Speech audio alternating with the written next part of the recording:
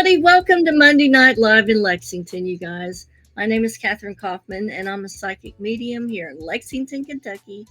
Welcome to my every Monday night show. This is where we discover what and who we are in this journey called life. Happy Monday night, everybody. Good to see you guys here. Let's see what we can get going on with the chat, get it loaded up. Happy Monday to Charles. How are you doing this evening? And hey to all you guys over here on Instagram that are joining. Hello to my beautiful neighbor, Miss Angela Shields. And let's see, Dr. Wyatt over here on Instagram. Good to see you.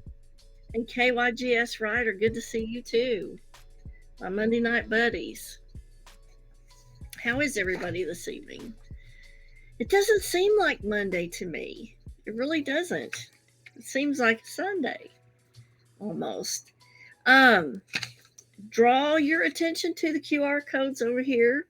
And I've got some really good ones to go with the show tonight that are linked up to my Amazon shop. And they're on Psychic Protection is the QR codes for this evening. But if you want to buy me a coffee or help donate a little to pay for all the equipment that goes into all this, just scan the QR code there, and that will take you to the site where you need to make your donation. Hey to Madame Trinity over on Instagram. Good to see you this evening. Let's see. I think what we'll do, let's start off with this. I want to do a couple shout outs this evening. This one is to our friends over at Hitch to Homicide. It's a true crime podcast that some friends of ours do an excellent job at, and it is very much worth a listen. Scan the QR code and it will take you to the site, and you can listen on all kinds of different platforms. And it's just very, very interesting if you are a true crime buff. Hey to Justin R. over on Instagram. Good to see you tonight. And let's go back to the chat here. Hey, awesome, guys. Thank you for the scans on Hitch to Homicide. So let me leave that up for just another minute or two here. Tonight's episode is about sand demons. They're also called sand runners or sand walkers. And we're also going to hit a little bit on the Ifrit, which are jinn type of demons, and what the similarities are. There's a fascinating story I want to tell you about the sand demons, and a more detailed account is on another person's YouTube channel. And after the show, what I'll do is I'll go back and put a link to their channel in the Facebook post where this is streaming. Hey to Frank Alex over here on Instagram. Good to see you tonight. I also want to give a shout out to our friends over at Instacart. If you scan the QR code and you use the Instacart, I maybe get 10 cents from it, but I really like Instacart and I use it a lot because I don't like to interrupt my work schedule or end my work day early to have to go shop for groceries. And it really saves me a lot of time and effort and gas these days, running around trying to get everything. And so I really enjoy using the Instacart, especially the older I get, the less I feel like getting out and battling traffic, if you know what I mean. So if you can appreciate that and you want a little discount on Instacart, scan the QR code there and that will take you to the Instacart site. And it's very, very handy. I love using it. All right, let's get back to, I'm going to put up one of the best things for clearing energy from your home and psychic protection, and that is this Tibetan singing bowl. It alters the vibration of the environment, and the vibrations of sound go through the walls and through closets and basements and attics. And so I find that it covers everything without an area being left out or forgotten about, if you know what I mean. Let me take a look here. Okay, so let me see about getting rid of this little troll here.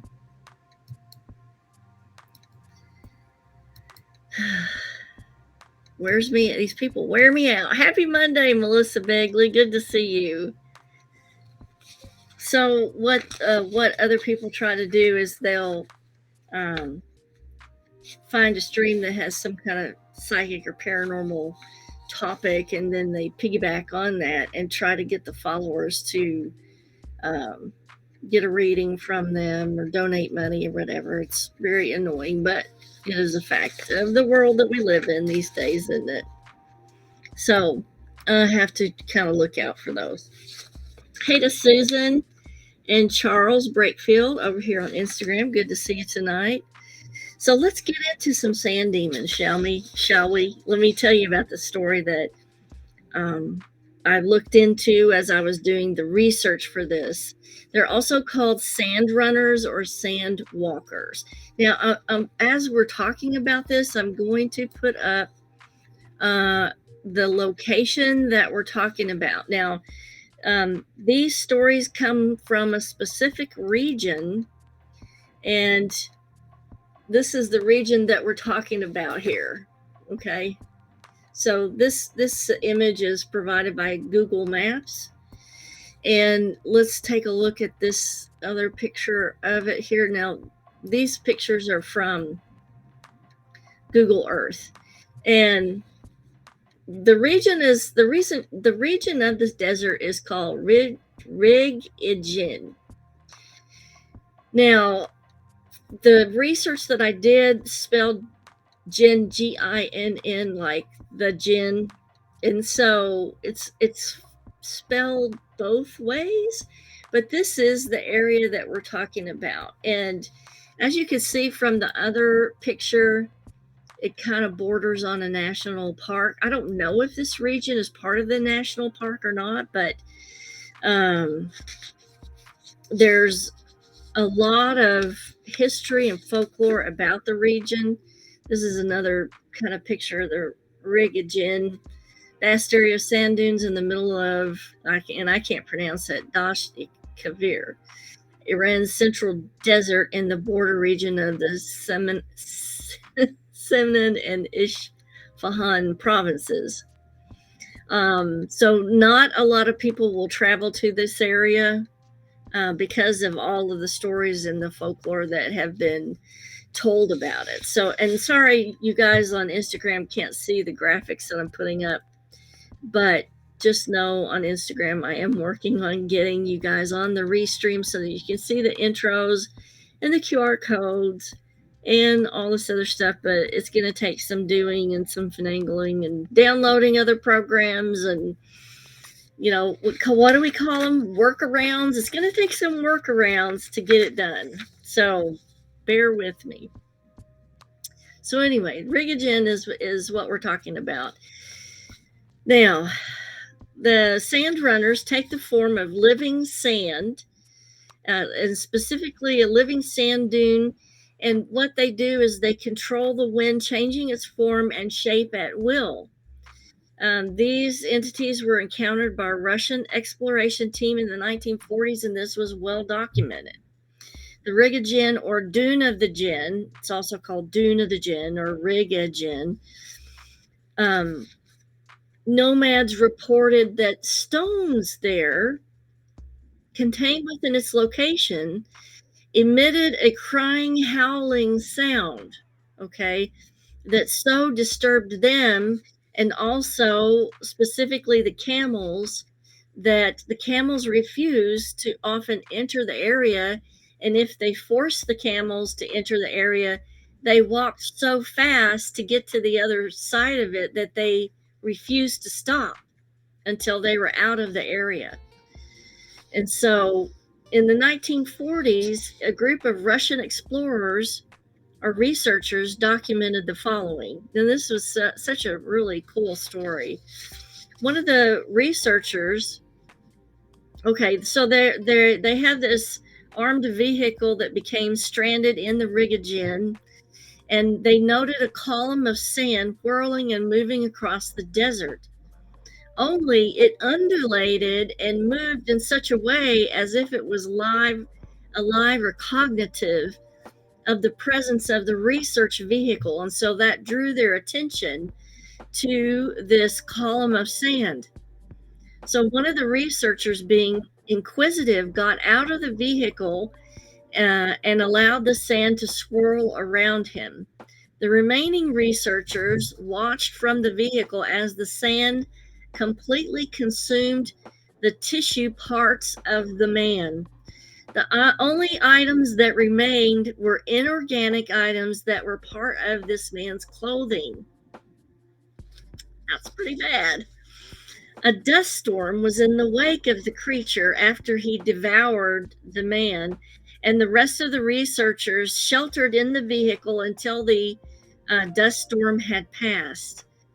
They remained trapped in the vehicle for several days because each attempt to exit the vehicle or to touch their feet to the sand called attention to the sand creature, and it would start for them.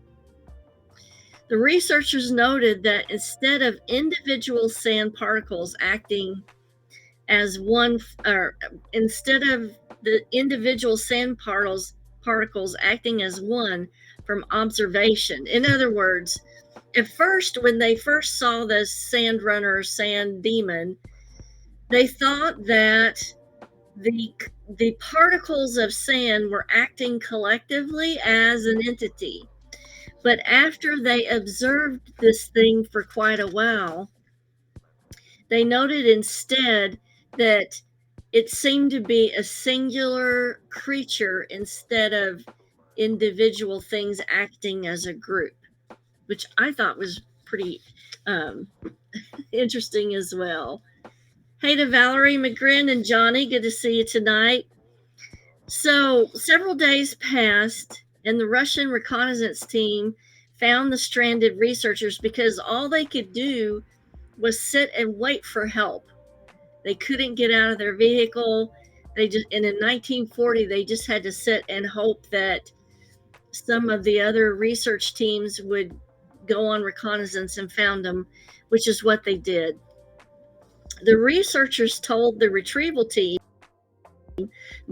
not to step into the sand as mines were area.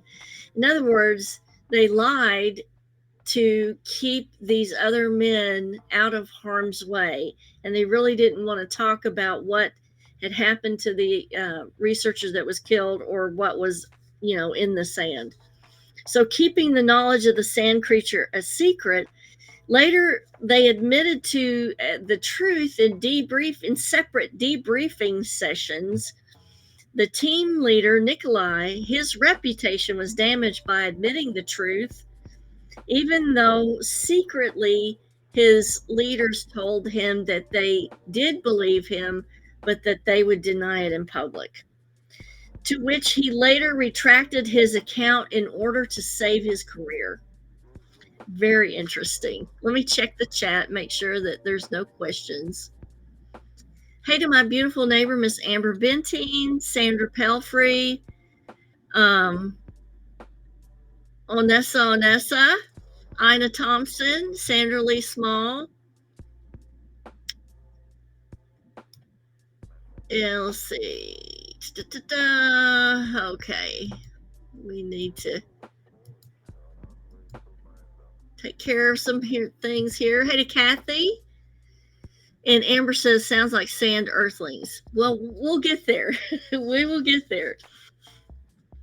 So I went back to see what the earliest verbal accounts were because, there wasn't a lot of documentation in the early days. And the earliest verbal accounts that I could find of these creatures were by Bedouins several hundred years ago.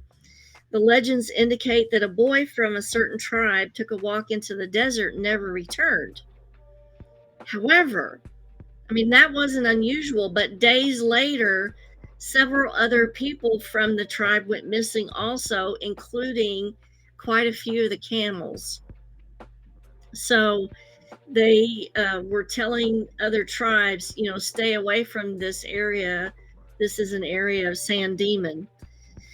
Some other verbal accounts were another legend that stated a Bedouin traveler camped out for the night, incurring a sandstorm, only to find out in the morning he was surrounded by a sandwalker. So the significance behind that story is the fact that these are two stories that are linked because a vision or a sight of the sandwalker, sand demon, is accompanied by a sandstorm. So remember when the Russian researchers encountered this first sand demon, it was followed up by a sandstorm. And so other accounts are the same. It's either the sandstorm occurs before or after visualizing this sand walker. So similar to accounts of jinn, because they think maybe the sand demons or sand walkers are just a specific type of jinn. Similar to accounts of jinn where they are shape-shifting entities that use wind and elements from the earth to manifest.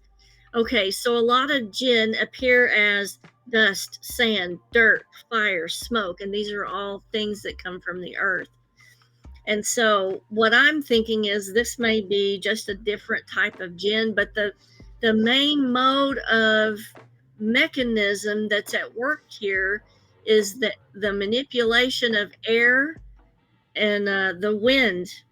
And that brought me back to thinking about, the breath of life. And so maybe the core of the life of these energies of jinn is the manipulation of wind, and then they certainly just use different elements to manifest, like sand, like we were talking about, dust, dirt, fire, and smoke. And so other writings that we find about the sand demons and also jinn are that these creatures are remnants of God's wrath, like leftover energies from God's wrath that are manifesting. Now, jinn or Ifrit, also called Ifrit, Ifrit, it's an Arabic powerful type of demon in Islamic mythology, often associated with the underworld and identified with spirits of the dead. Now, one thing I did read about with the sand demons was that they actually were not spirits of the dead, but they fed off of spirits of the dead. So I thought that was very interesting. And specifically, they also fed off of women and newly deceased spirits, which one of the legends of the Ifrit mentioned newly deceased spirits, and we're going to talk about that. Okay, so in later folklore, this is back to the Ifrit. They developed into independent entities identified as powerful demons or spirits of the dead who sometimes inhabit desolate places such as ruins and temples. And a lot of these ruins and temples were out in the desert or out near the desert where it's inhabitable. So, hey to Quivers 2K and Divine Guidance. Good to see you on Instagram. Let me check for questions over here on Facebook. Okay. Okay, so the Ifrit, their true habitat is the underworld. Now, here's interesting facts that I looked up. In the Quran itself, it mentions an Ifrit in Quran 27, 38 through 40. The Ifrit offers to carry the throne of the Queen of Sheba to Solomon. So it's sort of trying to assist the humans.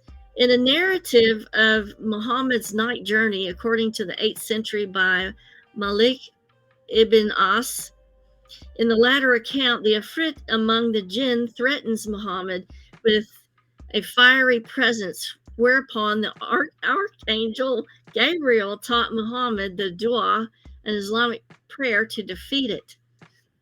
So I thought that was very interesting that um, they had to have angelic help to defeat the Ifrit. Now, here's something interesting that we were talking about as far as sand demons and the Ifrit and what they fed off of. Now, this is some writing that comes from Egypt. Okay, and so this Egyptian text, probably influenced by ancient Egypt idea of Ka, the Arifit, are often identified with the spirits of the dead departing from the body at the moment of death. They live in cemeteries and wander around places the dead frequently visit, or roam the earth close to the place that they died. Until the day of judgment, a person who died a natural death does not have a malevolent Ifrit. Only people who are killed give rise to a dangerous and active Ifrit drawn to the blood of the victim. Driving an unused nail into the blood is supposed to stop their formation. Now, let's go back to what we were talking about. Some texts that said the sand demons or the Ifrit were the remnants of God's wrath. Okay. And now we're saying that, the sand demons feed off of humans. But this text from Egypt says that they're made from a person who is killed in a bad circumstance. And it is that energy that creates the Ifrit. So it kind of, to me, all goes together. It's a remnant of God's wrath, but it's also like a remnant of a malevolent, violent killing, and feeding off of death and being something that arises from death is a big part of this folklore history that I found absolutely fascinating.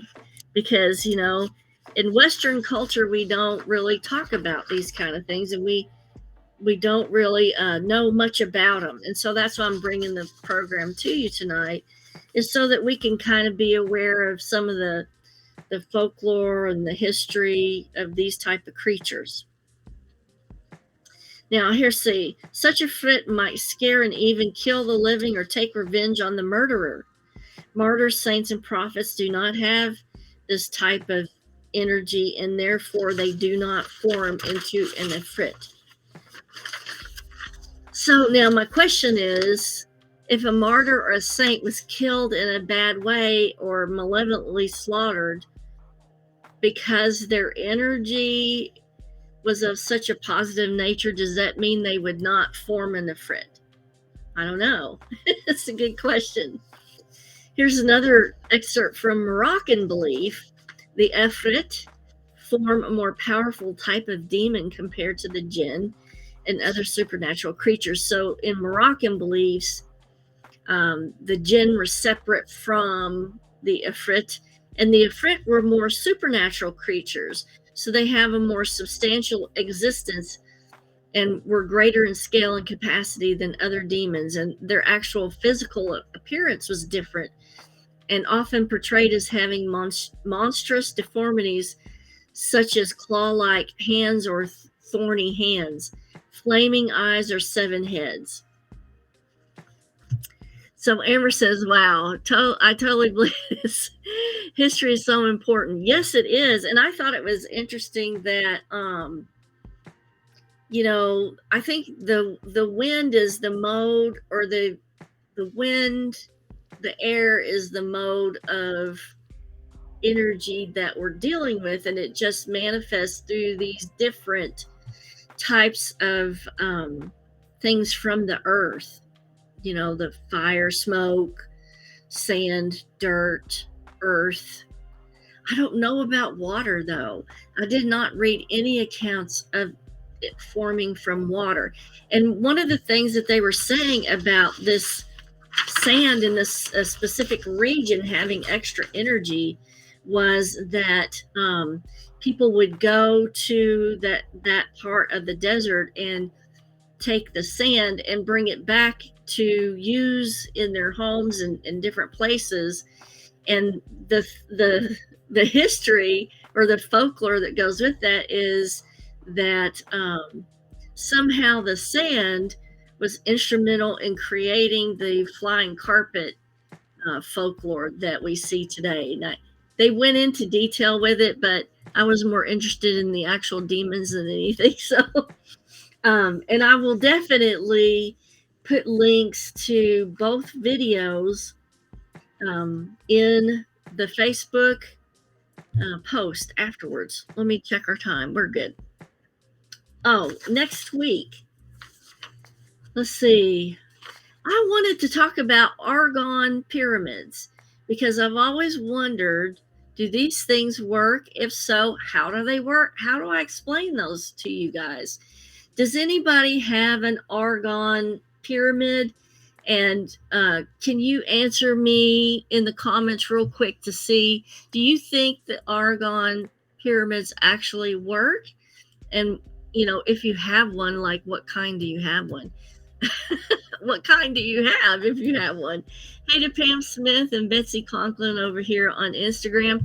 Let's go through a couple of QR codes I wanted to throw up because, we're kind of talking about demonic type of stuff. So I'm putting up a couple of things of, home protection type stuff. This is a Peachwood Bagua, and it's in the section of Feng Shui in my Amazon shop. And this is just a little handy thing that you can use at home to put up and use for psychic protection or, home protection. I think it's a really nice little thing to have. There's a couple of other things I want to call your attention to that I put up on here tonight. Oh, this is an excellent one right here.